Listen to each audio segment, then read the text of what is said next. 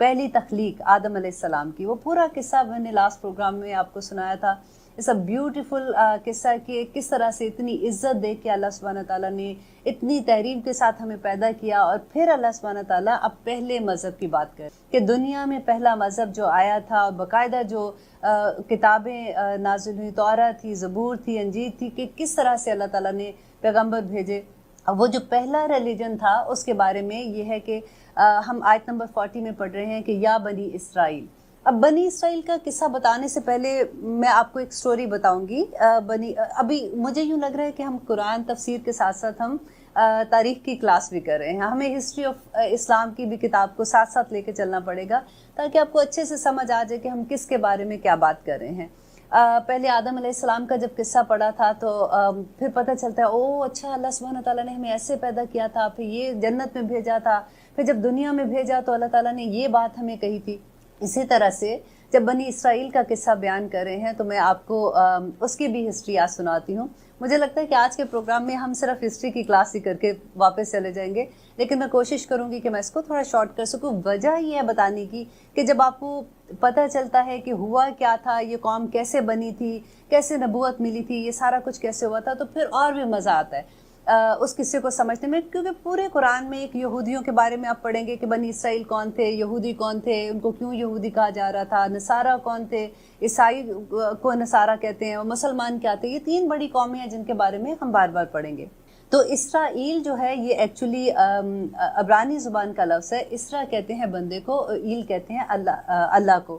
تو جیسے ہم عربی زبان میں عبداللہ کہتے ہیں یا اردو میں ہم کہیں گے کہ اللہ کا بندہ، تو اسی طرح سے بنی جو ہے وہ بیٹے کو. تو اللہ سبحانہ تعالیٰ یہاں پہ جو پکار رہے ہیں کہ یا بنی اسرائیل، اے اسرائیل کے بیٹو، تو یہ بالکل ویسے ہی ہے جیسے کوئی کسی کو پکارتے ہوئے کہے کہ جیسے آپ کے باپ کا نام یا میرے باپ کا نام فار ایگزامپل طفیل ہے، طفیل کی بیٹی، تو وہ محبت بھی ہوتی ہے اور اس میں تنبیہ بھی ہوتی ہے.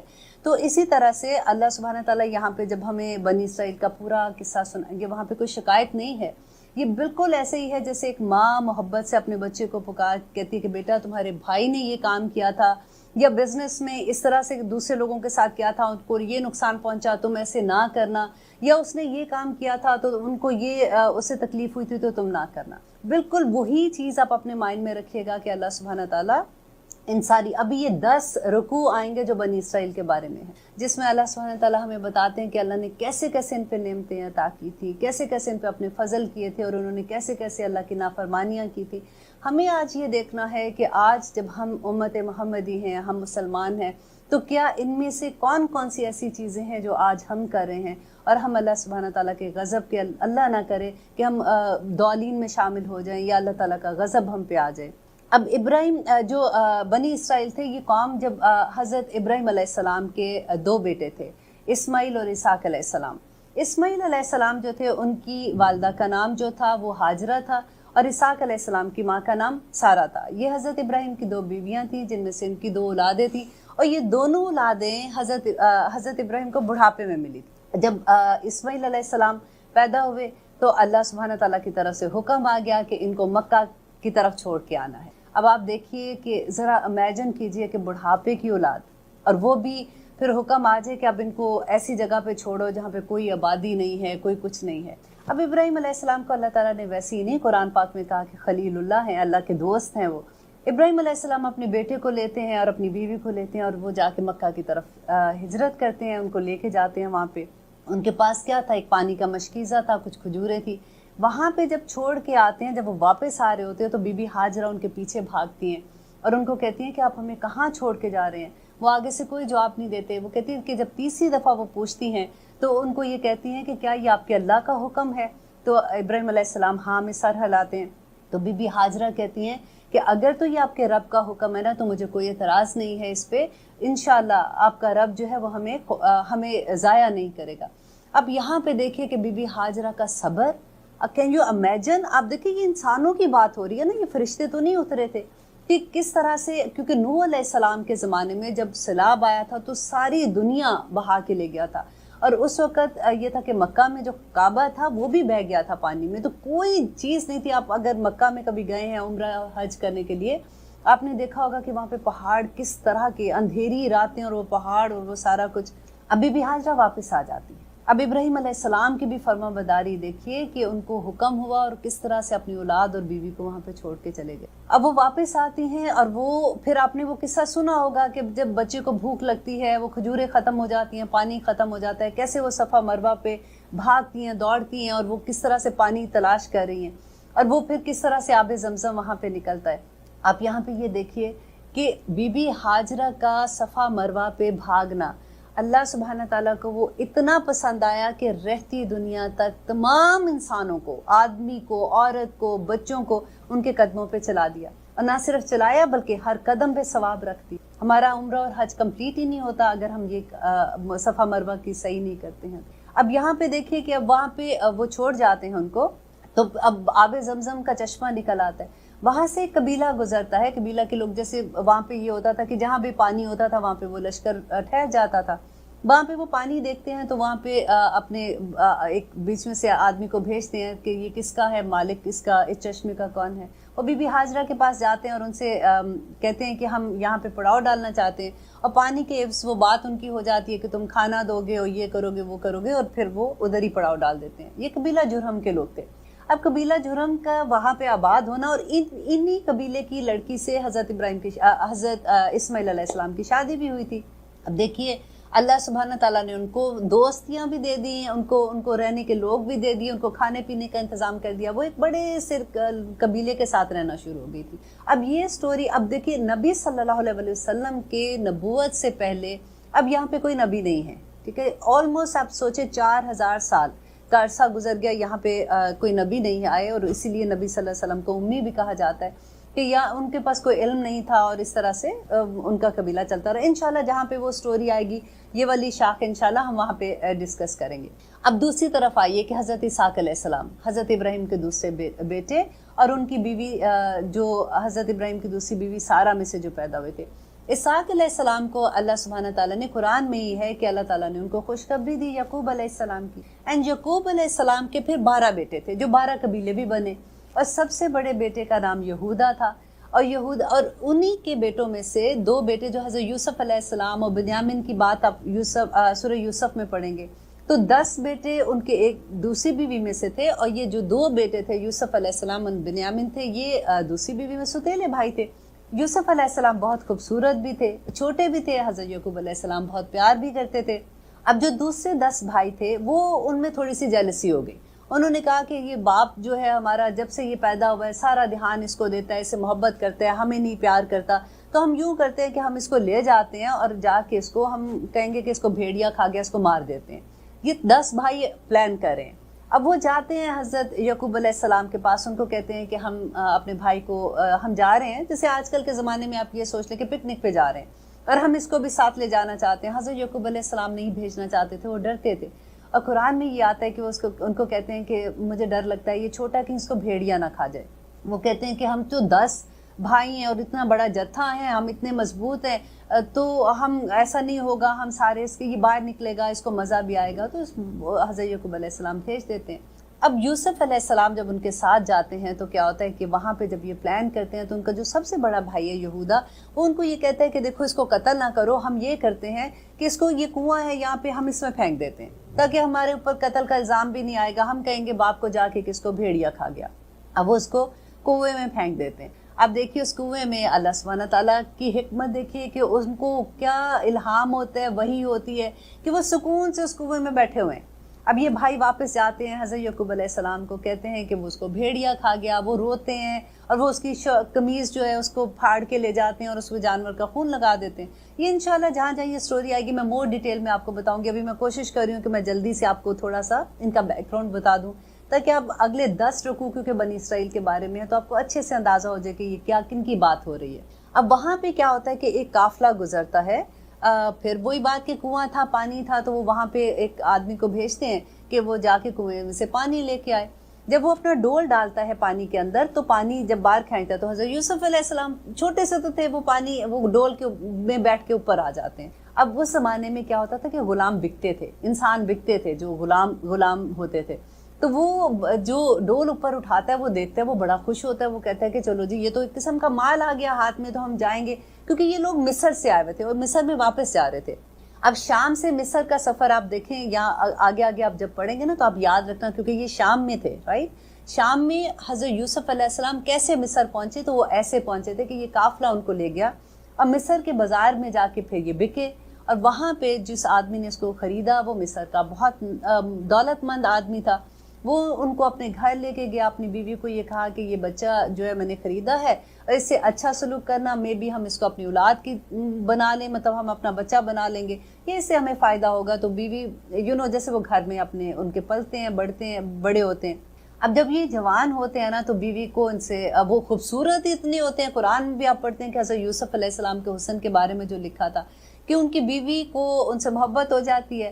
اب وہ پھر ایک قصہ آئے گا آگے کہ کیسے وہ کمرے میں دروازہ بند کر لیتی ہے اور ان کو اپنی طرف پکارتی ہے، اور وہ کہتے ہیں کہ مجھے اللہ سے ڈر لگتا ہے اور میں مطلب اکیلا بھی ہوں لیکن اللہ ہمارے درمیان میں ہے، اور میں کوئی ایسا کام نہیں کرنا چاہتا کہ میرے مالک جو ہے اس کو تکلیف ہو، یا میں جو بھی مطلب وہ انہوں نے منع کیا اسے، اور وہ بھاگے دروازے کی طرف۔ جب دروازے کی طرف بھاگتے ہیں تو آگے اس کا خامند کھڑا ہوتا ہے، جیسے دروازہ کھلتا ہے تو آپ دیکھیے وہ حالت کیا اس وقت ہوگی کہ سامنے اس کا میاں کھڑا ہے۔ اچھا دا مومنٹ بیوی، آپ کو ایسا لگے گا یہ آج کی کوئی ڈرامہ دیکھ رہے ہیں ٹی وی پہ یا پھر کوئی قصہ پڑھ رہے ہیں کسی کا۔ تو جیسے ہی بیوی نے اپنے خامند کو دیکھا تو اس نے پوری بات بدل دی، اس نے کہا کہ دیکھو یہ آدمی جو ہے تم نے اس کو غلام کو کہاں سے کہاں پہنچایا، اتنی عزت دی، تو یہ تمہاری بیوی کے ساتھ غلط کام کرنا چاہ رہا ہے۔ تو خیر اینی وے شارٹ کرتے ہوئے میں سناتی ہوں، کیونکہ انشاءاللہ یہ سٹوری جہاں پہ آئے گی وہاں پہ میں آپ کو ڈیٹیل بتاؤں گی کہ ان کو جیل ہو جاتی ہے حضرت یوسف علیہ السلام کو۔ اب یوسف علیہ السلام جیل میں بھی جاتے ہیں تو وہ اپنی تبلیغی وہاں پہ کرتے ہیں۔ وہاں پہ کیا ہوتا ہے کہ جو مصر کا بادشاہ ہے اس کے 2 نوکر وہاں پہ آتے ہیں، قید ہو کے آتے ہیں۔ وہ حضرت یوسف علیہ السلام سے باتیں بھی سنتے ہیں، ان کو پتہ ہوتا ہے کہ یہ ایک نیک بندہ ہے، وہ اللہ سبحانہ تعالیٰ کی بارے میں ان کو بتاتے ہیں، تبلیغ بھی کرتے ہیں۔ اب کیا ہوا یہ آپ سنتے رہیے، لیتے ہیں چھوٹی سی بریک، پھر انشاءاللہ آپ کو یہ قصہ میں آگے لے کے جاؤں گی۔ آپ سن رہے ہیں قرآن میری زندگی، ہم قصہ سن رہے ہیں بنی اسرائیل کا کہ وہ کیا تھے اور کیسے وہ مصر تک پہنچے۔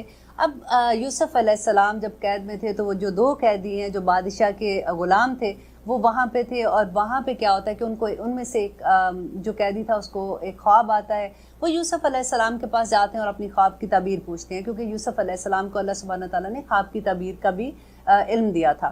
وہ جب ان کو بتاتے ہیں کہ اس خواب کی یہ تعبیر ہے اور وہ واقعی سچ ہو جاتی ہے، پھر وہ کیا ہوتا ہے کہ جب وہ چھٹ کے واپس جاتے ہیں تو وہاں کا جو بادشاہ اس کو ایک خواب آتا ہے، وہ لوگوں کو بلاتا ہے، اپنے مشیر کو بلاتا ہے، ان سے پوچھتا ہے، کسی کو خواب کی تعبیر نہیں سمجھ آتی ہے، تو اس بندے کو یاد آتا ہے جو جیل سے آیا تھا کہ وہاں پہ ایک آدمی تھا جو یوسف کے نام سے تھے اور وہ اس طرح سے خوابوں کی تعبیر بتاتے تھے۔ وہ بادشاہ کو بتاتے ہیں، وہ کہتے ہیں اچھا تم ان کے پاس جاؤ اور پوچھ کے آؤ۔ وہ خواب کی تعبیر بتاتے ہیں تو یوسف وہ بڑا خوش ہوتا ہے بادشاہ، وہ ان کو جیل سے بلا لیتے ہیں اور پھر ان کو کہتے ہیں کہ اب تم کیا چاہتے ہو، میں تمہیں کیا انعام دوں۔ تو حضرت یوسف علیہ السلام نے، کیونکہ وہ خواب آئے گا انشاءاللہ وہاں پہ میں اس کی بھی آپ کو ڈیٹیل بتاؤں گی کہ ان کو قحط آ جائے گا ان کے مصر میں، اس کے بارے میں وہ خواب تھا۔ تو یوسف علیہ السلام ان کو کہتے ہیں کہ اگر آپ مجھے جو خزانہ، آپ آج کی زبان میں سوچ لیں کہ خزانے کے گورنر کو کیا کہتے ہیں، کہ مطلب مجھے جو اس کا ڈپارٹمنٹ ہے جہاں پہ میں یہ چیز دیکھوں گا کہ خزانے کا کیسے حفاظت کرنی ہے، تو مجھے آپ ادھر لگا دیں۔ وہ ان کی بات مانی جاتی ہے، ان کو وہ وہاں پہ مشیر لگا دیتے ہیں خزانے کا۔ تو اب کیا ہوتا ہے، کیونکہ یہ اتنے نیک ہوتے ہیں، وہ اپنی جب لوگ ان سے ملتے ہیں، ان کو دیکھتے ہیں، ان کی بڑی عزت ہوتی ہے، اور ایک ویسے بھی بادشاہ نے ان کو رکھا ہوا ہوتا ہے۔ تو وہاں پہ جب قحط پڑتا ہے اور ان کی عقل مندی سے وہ کس طرح سے گندم کو بچاتے ہیں اور کیسے وہ گندم خرچ کرتے ہیں، اس کا جو بھی ایک ڈیٹیل آئے گی انشاءاللہ صورت میں، تو وہاں پہ میں آپ کو اس کا بھی تذکرہ کروں گی۔ تو اب کیا ہوتا ہے کہ جس وقت قحط آتا ہے تو سارے اراؤنڈ جگہوں پہ بھی آتا ہے۔ اب شام میں جب لوگوں کو وہاں پہ گندم ختم ہوتی ہے تو وہاں سے لوگ آتے ہیں ان کے پاس گندم مانگنے کے لیے، کیونکہ انہوں نے سیو کی ہوتی ہے۔ تو وہاں سے ان کے بھائی آتے ہیں، تو یہ حضرت یوسف علیہ السلام اپنے بھائیوں کو پہچان جاتے ہیں، لیکن وہ نہیں پہچانتے کیونکہ یوسف علیہ السلام اس وقت بہت چھوٹے تھے، اب وہ جوان آدمی بن چکے تھے، لیکن یوسف علیہ السلام اپنے بھائیوں کو جوانی میں دیکھا ہوتا ہے تو وہ پہچان جاتے ہیں۔ اب وہ پھر ایک اور سارا قصہ آئے گا کہ کس طرح سے ان کو دیتے ہیں اور پھر کیسے یوسف علیہ السلام ایک تدبیر کرتے ہیں، کیسے وہ اپنے بھائیوں کو، پھر ان کو پتہ چل جاتا ہے کہ یہ ہمارے بھائی ہیں، اور پھر کیسے ان کو वो कहते हैं कि अब तुम सारे मिस्र में मेरे पास आ जाओ, और उनके पूरी फैमिली जो होती है हज़रत यकूब अलैहिस्सलाम को पता चलता है, और वो कैसे वो फिर सारे माइग्रेट होके मिस्र में आते हैं। अब यहाँ पे आप लोग ये देखिए कि जब वो मिस्र में आ गए हैं तो फिर फ़िरौन भी तो मिस्र में था, और फिर वो जब इनके ऊपर जुल्म होता है तो कैसे ये दरिया से निकलते, दरिया 2 टुकड़े हो जाता है और वो बीच में से कैसे निकल के जाते हैं। तो ये सारा मिस्र का वाक़या आगे पढ़ेंगे ना तो फिर मैं आपको इंशाल्लाह वहाँ की डिटेल भी बताती रहूँगी। अब आपको यहाँ तक तो पता चल गया ना कि ये खानदान मिस्र में कैसे आया था। अब देखिए ये नबियों की औलादें थी, सारे के सारे एक नबी के बाद दूसरा, और एक ही खानदान में से आ रहे हैं ना, और उन्हीं के खानदान के आगे बच्चे हैं, उन्हीं के खानदान के बड़े हैं। अब मिस्र में इतनी इज्जत, इतना एहतराम उनको मिल रहा है क्योंकि यूसुफ अलैहिस्सलाम की वजह से। अब यूसुफ अलैहिस्सलाम की वजह से जो एहतराम उनको मिल रहा है तो वो आगे क्या करते हैं, आगे चलिए हम पढ़ेंगे तो इंशाल्लाह अब आपको मजा आएगा कि या बनी इसराइल, ए इसराइल के बेटो, उस्कुरू याद करो नेमती, मेरी नेमत को, अल्लती वो जो अनअमतु अलैकुम, जो मैंने इनाम की तुम पर। अब क्या इनाम किया था अल्लाह सुब्हानहू तआला ने? यहाँ पे अल्लाह ताला वो जो नेमत उनको याद करा रहे हैं, वो नबूवत की नेमत याद करा रहे हैं कि कितने कैसे मैंने नबी तुम पे भेजे और कैसे मैंने तुम्हें फजीलत दी। ऊफू बिआहदी, ऊफू तुम पूरा करो, बिआहदी मेरे अहद को, ऊफी मैं पूरा करूंगा, बिआहदिकुम तुम्हारे अहद को, फ़इय्या या फरहबून तो बस मुझे से डरो। देखिए फ़इय्या या फरहबून आपको याद है हमने पढ़ा था, इय्याका नअबुदु व इय्याका नस्तईन, ये वही वाली बात है कि सिर्फ इय्याका नअबुदु, सिर्फ हम तेरी ही इबादत करते हैं, हमने अहद किया था ना। तो यहाँ पे भी देखिए वही आ गया, फ़इय्या या फरहबून, सिर्फ मुझे से डरो। और अगली आयत में भी इसी के मिलता जुलता लफ्ज़ आएगा इंशाल्लाह, वहाँ पे मैं आपको बताऊंगी। अब यहाँ पे अल्लाह ताला कौन सी नेमत याद करा रहे हैं, उनको नबूवत की नेमत याद करा रहे हैं, और कौन सा अहद कह रहे हैं, क्योंकि ओल्ड टेस्टामेंट में बाब नंबर 18 में आयत नंबर 18 और 19 में अल्लाह सुब्हान तआला तौरा में कह रहे हैं कि मैं इनके भाइयों में से तेरी मानिंद एक नबी भेजूंगा और उसके मुंह में अपना कलाम डालूंगा और वो कुछ बताएगा जो मैं उसको कहूँगा। तो इनकी किताबों में ये हुक्म था उनको कि एक नबी आएगा। तो इसी वजह से तो ये मदीना में आके रुके थे। बनु कैनका, बनु नदीर, बनु कुरैज़ा की जो मैंने हिस्ट्री आपको बताई थी कि ये 3 कबीले क्यों आए थे, क्योंकि ये इस वक्त नबी सल्लल्लाहु अलैहि वसल्लम की पैदाइश से 500 साल पहले इनके ऊपर रोमन ने हमला किया था और इनको अपना गुलाम बना लिया था। इनको इतना मारते थे, इनके साथ गुलामी कराते थे। तो इनकी किताबों में इनको पता था कि एक नबी इस इलाके में आएगा, तो वो यहाँ पे आके बसना शुरू हो गए थे। तो अल्लाह ताला वो अहद याद करा रहे हैं कि वो अहद याद करो जब मैंने तुम्हें कहा था कि एक नबी आएगा तो उसका तुम साथ दो, मत ऐसी हरकतें करो। और वो आमिनू और ईमान लाओ बिमा, साथ इस वजह से अनज़लतु जो मैंने नाजिल किया। अब देखिए नबी सल्लल्लाहु अलैहि वसल्लम पे कुरान नाजिल हो रहा है ना, तो उनको क्या कह रहे हैं कि उनको कह दो कि वह आमिनू और ईमान लाओ बिमा, उस पर अनज़लतु जो मैंने नाजिल किया, मुसद्दिकन तस्दीक करने वाला है, लिमा उसकी, माकुम जो तुम्हारे पास है। तो यहूदियों के पास क्या था उस वक्त, बनी इसराइल के पास, उनके पास तौरा थी। तो वो तौरा की भी अनज़लतु जो मैंने नाजिल किया, अल्लाह ने क्या नाजिल किया था नबी सल्लल्लाहु अलैहि वसल्लम पर? कुरान पाक। यहाँ पे देखिए वो लोग जो ये कहते हैं ना कि कोई ज़रूरत नहीं है, जो भी रिलीजन का है वो अपने अपने रिलीजन में रहे, फिर भी ये हो जाएगा वो जो। यहाँ पे आप ये दावा जब हम कभी किसी को करते हैं ना, जो लोग भी करते हैं, अगर कभी यहूदी से आपकी बात होती है, कभी किसी को बताना हो तो आप ये आयत याद कर लें और या आयत आप कोट कर सकते हैं कि अल्लाह सुब्हान तआला ने कहा कि अनज़लतु मुसद्दिकन लिमा माकुम, कि वो उस पर ईमान लाओ जो मैंने नाजिल किया तुम पर, और जो तस्दीक करने वाला है जो तुम्हारे पास है। वला तकुनु अव्वला काफिरिन भी, और पहले काफिर इनकार करने वाले मत बन जाओ, क्योंकि यहूदी जो थे वो साहिब इल्म थे। अब मदीना के लोगों को तो ये पता था, क्योंकि वहाँ पे 2 कबीले थे, औफ खिजरज थे, उनके पास तो इल्म नहीं था। उनको ये पता था कि इनके पास तो आसमानी किताब है। अगर ये नबी सल्लल्लाहु अलैहि वसल्लम पर यकीन ले आएंगे, क्योंकि नबी सल्लल्लाहु अलैहि वसल्लम भी वही बात कह रहे हैं, अल्लाह सुब्हान तआला की बता रहे, जिब्राइल अलैहिस्सलाम वही लेके आते हैं, उसी मजहब की कंटिन्यूटी थी ये वाली। तो अब वो अल्लाह सुब्हान तआला कह रहे हैं कि तुम पहले इनकार करने वाले ना बन जाओ। वला तश्तरू बि आयाती, और ना बेचो मेरी आयात को, समनन कलीला, थोड़ी कीमत पर मेरी आयात को ना बेचो। व इय्या फत्तकून, देखे फिर वो आ गया, और सिर्फ मुझे से तकवा इख्तियार करो। वला तश्तरू बि आयाती समनन कलीला क्या है? ये वही फतवे की बात है कि जब हम छोटी सी कीमत पे किसी की इज्जत हासिल करने के लिए या किसी को खुश करने के लिए हम फतवा दे देते कि नहीं कुरान में ऐसे नहीं लिखा हुआ, कुरान में ये बात ऐसे है, कुरान में ऐसे, या फिर हम कोई ऐसा हुक्म जो सख्त हुक्म है ना, اس کو ہم اتنا اور چیزیں زن اس میں ڈال کے یا اس میں اتنی ادھر کی بات ادھر کی بات کہ لوگوں کو اصل بات ہی بھول جائے کہ اصل بات کیا کہی تھی. تو لوگوں کو بہکا دینا جس کو کہتے ہیں کہ تھوڑی سی قیمت پہ کسی کو خوش کرنے کے لیے. اب آپ فار ایگزامپل ہم کوئی ہمیں انوائٹ کرتے ہیں نا اپنے گھر میں, اور وہ ہمیں کہتے ہیں کہ جی آ کے آپ درس دیں, اور ساتھ وہ کہتے ہیں دیکھیں آپ ذرا ایسی والی بات نہ کرنا کیونکہ ہمارا عقیدہ تھوڑا سا اس طرح کا ہے, اور ہم کہیں کہ ٹھیک ہے ہم اللہ سبحانہ ہم قرآن کی بات کرنے جا رہے ہوتے ہیں نا, اس میں ہم یہ نہیں کر سکتے ہیں. جو واضح احکامات ہیں ان کو واضح ہی رکھنا چاہیے. ایک عالم کے لیے یہ بہت بڑی بات ہوتی ہے کہ آپ کو جب قرآن آپ کے سامنے کھلتا ہے تو آپ اپنی خواہش کے مطابق اس لفظوں کو چینج نہیں کر سکتے ہیں. یہاں پہ اللہ تعالیٰ یہی کہہ رہے ہیں وَلَا تَشْتَرُوا بِآيَاتِي, اور نہ بیچو میری آیات کو ثمنًا قلیلا. دیکھیں اللہ سبحانہ تعالیٰ جس نے انسان کو بنایا ہے نا, اس کو سب اس کی کمزوریوں کا بھی پتا تھا, اسی لیے کھول کھول کے بیان کر دیا فَإِيَّايَ فَاتَّقُونِ, تو پس مجھے سے تقوی اختیار کرو. ولا, اور نہ تلبسوا الحق, اور نہ گڈمٹ کرو حق کو, بالباطل, باطل کے ساتھ, وتکتموا الحق, اور نہ چھپاؤ حق کو, وانتم تعلمون, تم تو جانتے ہو اس بات کو. گڈمٹ کیسے حق کو کرتے ہیں؟ دیکھیں وہ چیز جیسے اب کوئی لوگ ہوتے ہیں وہ کچھ نیکیاں کر رہے ہوتے ہیں, ظاہری طور پہ فار ایگزامپل لگے گا کہ آپ کسی کو دیکھو کہ ماشاءاللہ پوری نمازیں بھی پڑھ رہے ہیں, ساتھ اسی محفل میں بیٹھا ہے, تھوڑی دیر اذان کی آوازیں, چلو جی چلو نماز کا ٹائم ہو گیا ہم نماز پڑھ لیں, اور وہ دیکھنے میں بھی اچھے لگ رہے ہیں, پھر واپس آ کے بیٹھتے ہیں تو کسی کے بارے میں چگلی بھی لگا دی ہے, کسی کے بارے میں کوئی ایسی بات بھی کر دی ہے, تو گڑمڑ ہو گیا نا. کبھی سمجھ نہیں آتی کہ یہ تو اتنے نیک لوگ ہیں, اب یہ بھی کر رہے ہیں. تو وہ بھی ولا تلبسوا الحق بالباطل, اور نہ گڈمٹ کرو حق کو, سچائی کو باطل کے ساتھ نہ ملاؤ, وتکتموا الحق, اور نہ چھپاؤ حق کو. جو حق ہے وہ حق ہے, جیسے کہتے ہیں جنت حق ہے, دوزخ حق ہے, قیامت حق ہے, ہر چیز یہ حق ہے. اللہ سبحانہ تعالیٰ نے بہت واضح طور پہ بتا دی. یہ صرف بنی اسرائیل کے لیے نہیں ہے, یہ آج کے مسلمان کے لیے بھی یہی بات ہے کہ ہمیں دیکھنا ہے کہ ہم کہاں پہ حق کو اور باطل کو آپس میں ملا رہے ہیں. ہم درمیان کا راستہ کہتے ہیں نا کہ نہیں بڑی آسانی, بس درمیان کا راستہ پکڑو, ایسے تو نہیں ہو سکتا, ہم ایسی زندگی تو نہیں گزار سکتے. تو ولا تلبسوا الحق بالباطل وتکتموا الحق وانتم تعلمون, اور تم جانتے ہو.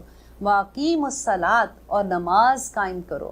دیکھیے یہ حکم کس کو دیا جا رہا ہے؟ یہ اس وقت ان کی توراہ میں بھی یہی حکم دیا گیا تھا. یہ جو بنی اسرائیل ہیں یہ ان کو بھی یہی حکم تھا کہ واقیموا الصلاۃ, اور نماز قائم کرو, وآتوا الزکوٰۃ, اور زکوٰۃ دو, وارکعوا مع الراکعین, اور رکوع کرنے والوں کے ساتھ رکوع کرو. اب دیکھیے نماز کا تو ذکر آ ہی گیا تھا, وہ دوبارہ سے وارکعوا مع الراکعین کیوں کہنے کی ضرورت تھی؟ اب وہ لوگ جو با جماعت نماز کو کہتے ہیں نا کہ نہیں با جماعت نماز کا نہیں حکم ہے, یہ والی آیت یاد کر لیں, وارکعوا مع الراکعین, یہ اکیلے تو نہیں, مع ساتھ رکوع کرنے والوں کے. یہ حکم ان کو بھی تھا. آپ کو یاد ہے جب نبی صلی اللہ علیہ وسلم معراج پہ گئے تھے تو حضرت موسیٰ علیہ السلام نے کیا کہا تھا؟ جب انہوں نے کہا کہ اب مجھے شرم آتی ہے, اب میں واپس نہیں جاؤں گا, اب میں اللہ تعالیٰ نے 5 نمازیں کر دی ہیں, اب بس ٹھیک ہے میرے لیے, تو حضرت موسیٰ علیہ السلام نے کہا تھا کہ نہیں آپ واپس جائیں اور اللہ تعالیٰ سے کہیں کہ اور کم کر دے, کیونکہ میری امت نے جو ان کو نمازوں کا حکم تھا انہوں نے اتنی بھی نہیں پڑھی تھی, اور مجھے پتہ ہے کہ لوگ کیا کریں گے.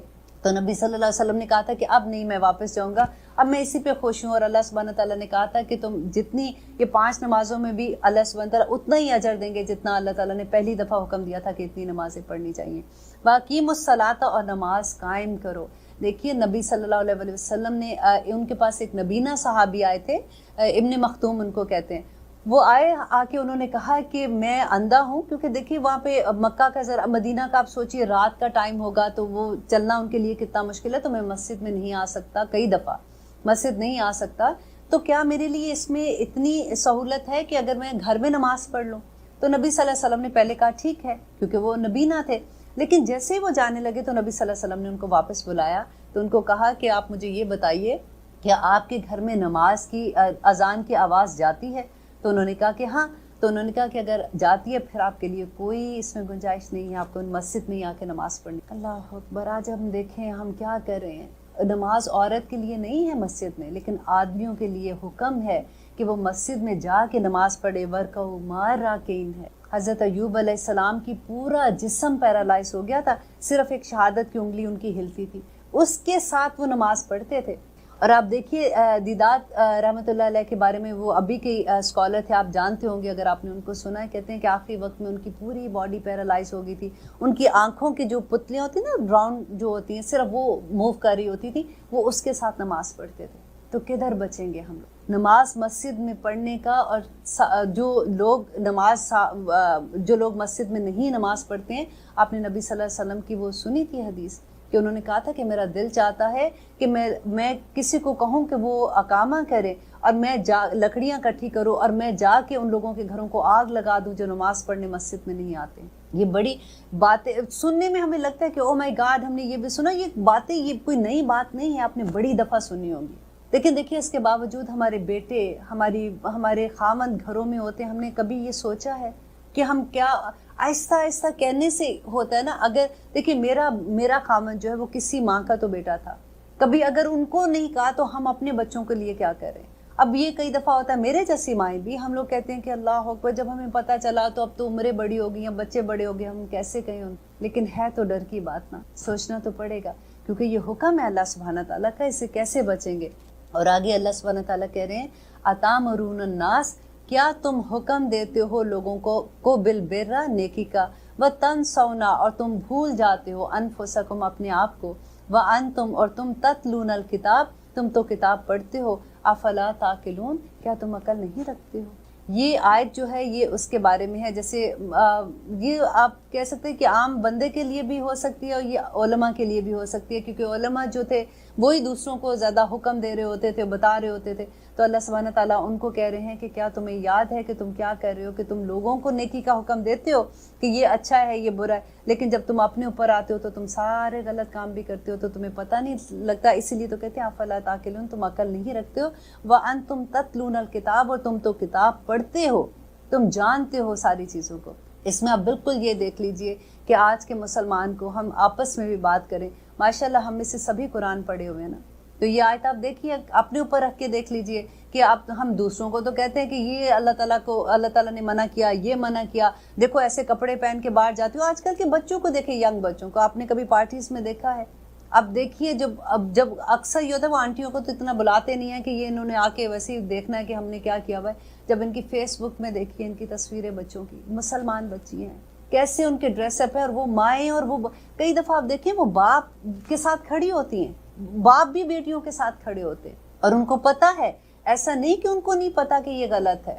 یہ جو کہتے ہیں نا وانتم تتلون الکتاب، تم جانتے ہو اللہ سبحانہ تعالیٰ نے کیا حکم دیا ہے، افلا تعقلون، تم عقل نہیں رکھتے ہو، واستعینوا بالصبر والصلاۃ، اور اللہ تعالیٰ کہتے ہیں کہ مدد مانگو، پھر یہ ہم جیسی ماؤں کے لیے ہے، جب ہم نے رونا دھونا ڈال دیتے ہیں نا کہ ہائے پتہ ہی اب چلا، اب کیا کریں، اب تو دیر ہوگی، تو اللہ سبحانہ تعالیٰ کہہ رہے ہیں کہ واستعینوا بالصبر، صبر کے ساتھ، اور والصلاۃ، اور نماز کے ساتھ، انہا لکبیرۃ، بے شک یہ بہت بھاری ہے، الا علی الخاشعین، مگر خشیت رکھنے والوں کے لیے نہیں ہے، جو اللہ سے ڈرتے ہیں نا ان کے لیے یہ بھاری نہیں ہے نماز پڑھنا۔ نبی صلی اللہ علیہ وسلم کیا کرتے تھے جنگ کے زمانے میں بھی، جب انہوں نے ان کو، آپ کو یاد ہے خیبر کا زمانہ، آپ کو یاد ہے جب جو خندق کھودی گئی تھی، اللہ اکبر، اس وقت کیا حال تھا، ایک طرف پوری طرف سے کافر آگے تھے، اور دوسری طرف یہ بھی ڈر تھا کہ جو ہمارے گھر کے اندر، جو مدینہ کے اندر یہود ہیں وہ بھی حملہ